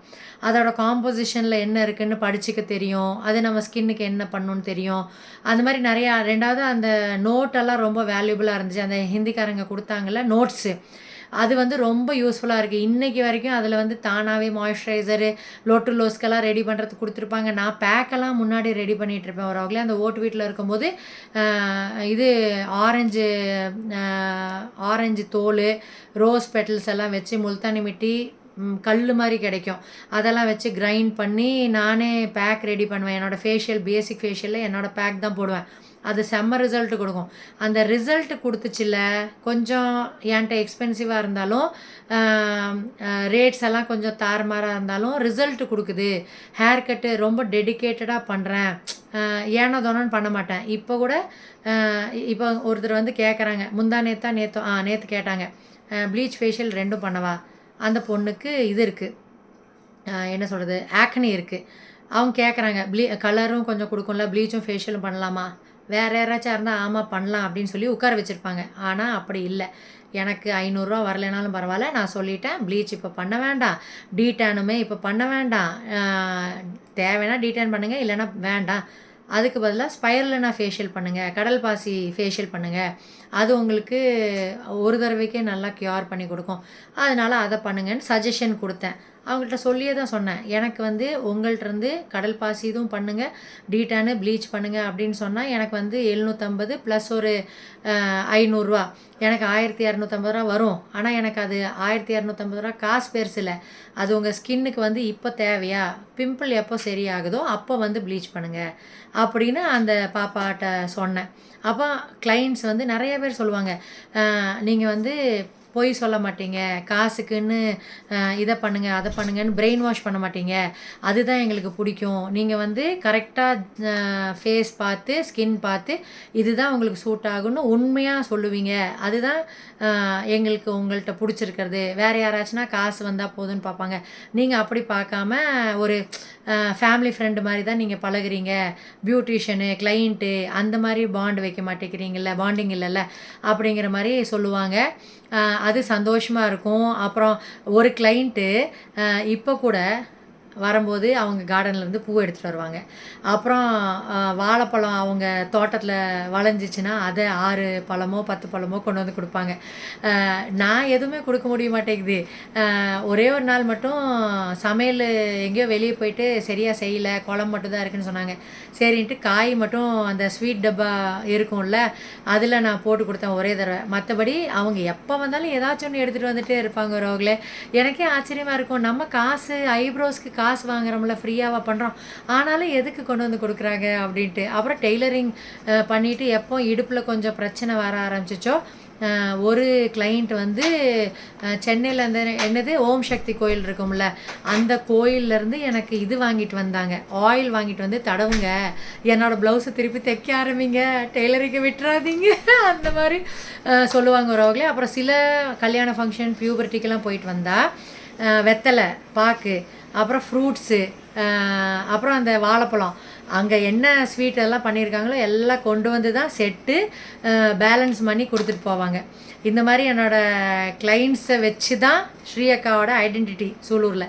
தேங்க்யூ ஃபார் வாட்சிங் ரோக்லே. தேங்க்யூ ஃபார் வாட்சிங் எபிசோட் 14. 15ல் மீட் பண்ணலாம். Bye bye. Take care.